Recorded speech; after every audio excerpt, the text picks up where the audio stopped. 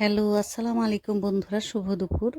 আজকে দুপুরে আমি শোল মাছের দোলমা রান্না করব বলে সেই রেসিপিটা নিয়ে চলে আসলাম আপনাদের মাঝে। তো আমি শোল মাছ আগেই ধুয়ে রেডি করে রেখেছি, তারপর রসুন কুচি করে পেঁয়াজ কুচি করে দিয়ে দিলাম। এখন হলুদের গুঁড়া, মরিচের গুঁড়া প্লাস হচ্ছে ধনিয়ার গুঁড়া দেব।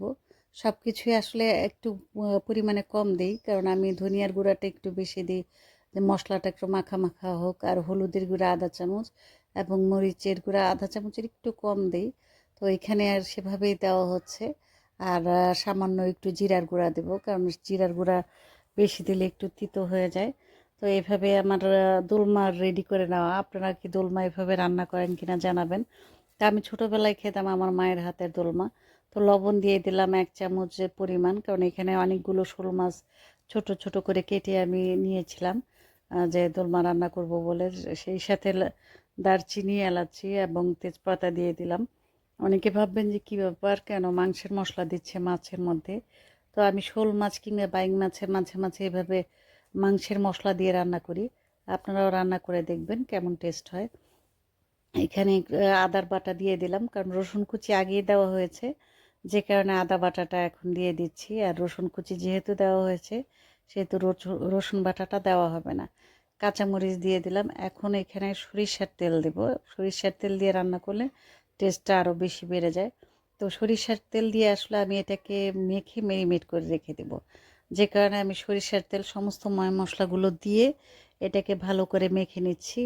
একটা মাখাজোখা হয়ে গেলে প্রায় আধা ঘন্টার মতো এটাকে রেখে দেব। রেখে দিয়ে তারপর আমি এটাকে সরিষার তেলে চুলায় বসিয়ে দেব, মানে সরিষার তেল দিয়ে একটু বাগার দেবো। তো আমার রান্না চুলায় অলরেডি হয়ে গেছে। আমি এটা দেখাতে পারিনি, ভিডিও করা সব ভুলে গিয়েছিলাম যে যখন বাগারটা দেব তেল দিয়ে তখন দেখাবো, এটা আসলে মনে ছিল না।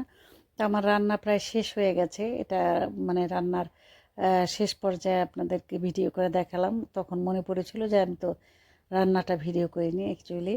তো ওই যে মেরিনেট করে রাখা জিনিসটাকেই সরিষার তেল গরম করে সেটাকে ছেড়ে দিতে হবে এবং আস্তে আস্তে করে এটাকে ঠান্ডা জালে, ঠান্ডা আছে আস্তে আস্তে করে রান্না করতে হবে।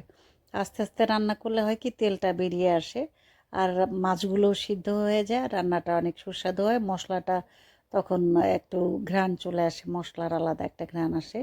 সেজন্য যখনই যে এটাই রান্না করেন না কেন আপনারা ঠান্ডা জালে আস্তে আস্তে করে রান্না করবেন, দেখবেন যে তেল উঠে রান্নাটা অনেক সুন্দর হয়ে যায় এবং মজাদার হয়ে যায়।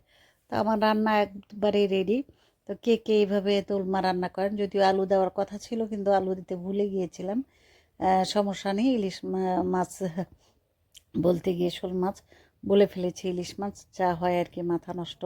তো ভালো থাকবেন সবাই। ভিডিওটা ভালো লাগলে লাইক কমেন্ট শেয়ার করে পাশে থাকবেন এবং সবাইকে দুপুরের দাওয়াত রইল। আল্লাহ হাফেজ।